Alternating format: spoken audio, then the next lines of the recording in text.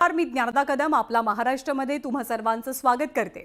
बीडच्या मस्ताजोगचे सरपंच संतोष देशमुख हत्या प्रकरणानंतर बीड जिल्ह्यातलं राजकारण चांगलंच तापलं। यामध्ये आता एक मोठा ट्विस्ट सुद्धा आलेला आहे। मंत्री धनंजय मुंडेंवरती अगदी पहिल्या दिवसापासून टीका करणाऱ्या भाजपचे आमदार सुरेश धस यांनी धनंजय मुंडेंची भेट घेतली, त्यामुळे अनेकांच्या भुवया उंचावल्या। धनंजय मुंडे आणि सुरेश धस यांच्या भेटीत जवळपास दोघांमध्ये 4.5 तास चर्चा झाल्याची माहिती भाजपचे चंद्रशेखर बावनकुळेंनी दिली आहे। तर धनंजय मुंडेंच्या डोळ्यांचं ऑपरेशन झालं, त्यामुळे आपण त्यांची भेट घेतली असं स्पष्टीकरण सुरेश धस यांनी दिलं। तर सुरेश धसांनी मुंडेंची भेट घेतली हे अत्यंत धक्कादायक आहे अशी प्रतिक्रिया मनोज जरांगे पाटलांनी दिली आहे। पुढे ते असंही म्हणाले की धसांनी या भेटीनंतर विश्वासार्हता गमावलेली आहे।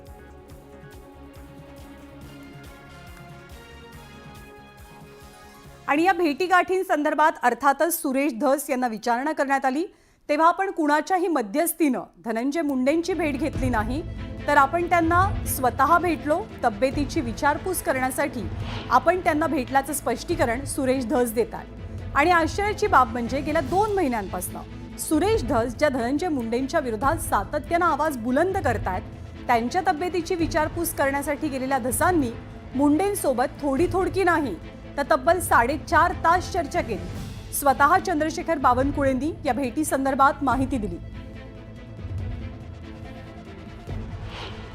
धनंजय मुंडे यांचं ऑपरेशन झालेलं आहे। त्या दिवशी रात्री त्यांना दवाखान्यात ॲडमिट केलं। दुसऱ्या दिवशी झाकून लपून नाही, दिवसा म्हणजे मी त्यांच्या स्वतःच्या निवासस्थानी भेटायला गेलेलो। त्यांच्या निवासस्थानी भेटलं, तब्येतीची विचारपूस करायला। तब्येतीची विचारपूस आणि लढा हे 2 वेगवेगळे प्रकार आहेत। लढ्यामध्ये आम्ही त्यांच्या विरोधातच राहणार, फक्त तब्येतीची विचारपूस करायला गेलो। तब्येतीची चौकशी करणं याच्यात गैर नाही। संतोष देशमुखचा लढा आणि तब्येतीची चौकशी याच्यामध्ये कसल्याही प्रकारचा काही संबंध नाही। कृपया जोडू नये, कोणाची मध्यस्थी नाही, काय नाही। रात्रीच्याला दवाखान्यात नेलं होतं का? दवाखान्यात नेलं, भरणे मामांनी यांनी दवाखान्यात नेलं होतं अशा प्रकारची मला माहिती मिळाली, म्हणून मी त्यांच्या निवासस्थानी जाऊन त्यांना भेटून आलो। परंतु काहीही चर्चा झाली नाही, फक्त तब्येतीची विचारपूस केली, माझा मी निघून आलो। नाही, बरोबर आहे ना। मी माननीय धनंजय मुंडे आणि माननीय सुरेश धस यांच्यासोबत 4-4.5 तास सोबत होतो। त्यांचे मतभेद आहे, मनभेद नाही आहे। ते दोघंही इमोशनल आहे खूप, आणि थोडे मतभेद आहे काही विषयावर। त्या विषयाचे मतभेद लवकर दूर होतील। शेवटी माणसाच्या जीवनामध्ये काळ असा असतो, काळ काही मतभेद दूर करत असतं। काही काळाने एकनाथ धनंजय मुंडे आणि सुरेश धसचे मतभेद दूर होतील। तुम्ही भेट घालून दिली आहे, खरं आहे? नाही, भेटलंच ना माझ्याकडे। मी अध्यक्ष आहे पक्षाचा, आणि पक्षाचा अध्यक्ष म्हणून माझ्याकडे धनंजय मुंडेचं ते काही तारीख आवश्यक नाही, पण मी पक्षाचा अध्यक्ष आहे, भारतीय जनता पार्टीचा अध्यक्ष मी असल्यामुळं, आणि धनंजय मुंडेंचे माझ्या मागच्या भारतीय जनता पार्टीच्या प्रवासापर्यंत धनंजय मुंडेजींनी माझ्यासोबत काम केलं आहे। त्यामुळं धनंजय मुंडे आणि सुरेश धसची भेट आहे की पारिवारिक भेट झाली आहे। आम्ही तिघही परिवार म्हणून बसलो होतो, आणि त्यांच्यात मतभेद आहे, मनभेद नाही आहे। आणि या भेटीनंतर म्हणजे धनंजय मुंडे आणि सुरेश धसांच्या भेटीनंतर मनोज जरांगेंनी चांगलीच आगपाखड केली आहे। धसांनी मुंडेंना भेटायला नको होतं, सुरेश धसांनी या भेटीनंतर आपली विश्वासार्हता गमावली असा हल्लाबोल मनोज जरांगे पाटलांनी केलाय। धसांवरती राजकीय दबाव असेल, मात्र त्यांनी भेट टाळायला हवी होती अशी प्रतिक्रिया मनोज जरांगे पाटील देतात।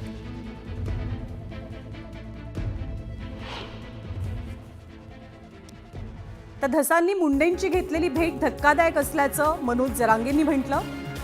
सुरेश धसांच्या विश्वासार्हतेला या भेटीमुळे तडा गेल्याचा आरोपही जरांगे पाटील करतात। सुरेश धसांकडून अपेक्षा नव्हती, सोबतच सुरेश धसांवरती राजकीय दबाव आलेला असेल, पण तरी सुद्धा हा दुटप्पीपणा भयानक आहे, त्यांनी ही भेट घ्यायला नको होती असं जरांगे पाटलांनी म्हटलंय। मला तर शॉर्टच बसला बा।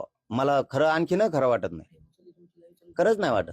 तुम्हालाही माहिती आहे, तुम्हाला आता 1.5-2 वर्षापासून बघताय, मी आहे ते सडेतोड बोलतो। आणि आहे ते करतो, विश्वास टाकतो. आम्ही भोळे येतं, भोळेपणाचा फायदा, आम्ही साधेपणाचा भावना आणि फायदा हे जर राजकीय स्वार्थासाठी उठलत असले तर मराठ्यांना सावध व्हावं लागत.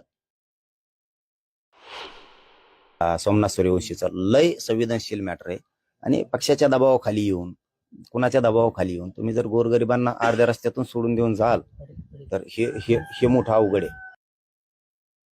आणि ठाकरेंच्या शिवसेनेच्या उपनेत्या सुषमा अंधारे यांनी सुरेश धस आणि धनंजय मुंडे या दोघांच्या भेटीबद्दल खोचक भाष्य केलंय.